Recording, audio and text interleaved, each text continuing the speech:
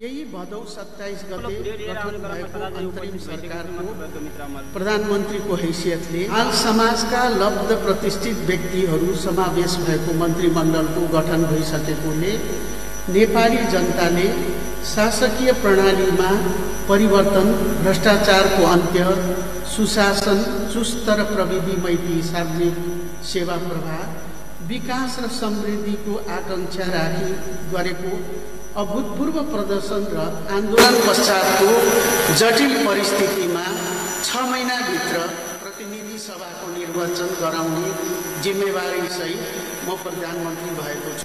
प्रदर्शनका क्रममा जीवन गुमाउने व्यक्तिहरूलाई शहीद घोषणा गरी निजका शोक सन्तप्त परिवारलाई आर्थिक राहतको व्यवस्था गरिएको छ।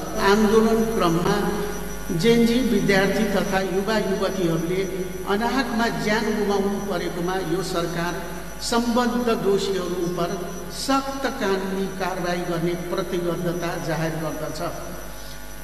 यस जटिल परिस्थितिमा मुलुकलाई निकास दिन आगामी फागुन 21 गते भित्रै स्वतन्त्र, निष्पक्ष, भयरहित वातावरणमा निर्वाचन सम्पन्न गर्न सरकारले आवश्यक पर्ने जनशक्ति, बजेट, निर्वाचन सामग्री, सुरक्षा र कानुनी व्यवस्था लगायतका विषयमा निर्वाचन आयोगका पदाधिकारीहरूसँग छलफल गरी आम निर्वाचनको प्रारम्भिक कार्य सुरु गरिसकेको छ। प्रतिनिधि सभाको आगामी निर्वाचनमा उत्साहका साथ भाग लिन र युवा पुस्ताको परिवर्तनको आकांक्षाको प्रतिनिधित्व गर्न सक्ने योग्य जनप्रतिनिधिको चयनका लागि आगामी निर्वाचनमा सहभागी हुन म सबै नेपाली दिदीबहिनी तथा दाजुभाइहरूलाई आह्वान गर्न चाहन्छु।